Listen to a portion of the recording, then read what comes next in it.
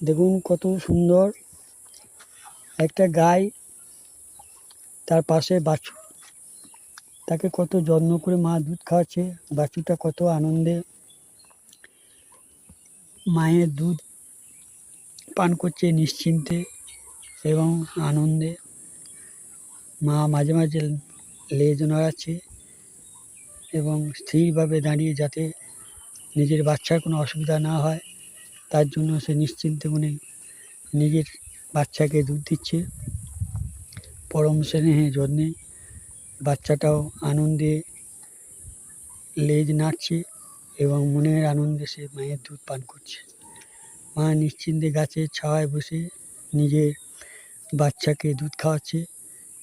কত সুন্দর দৃশ্য! আহা, মন জুড়ে যায়।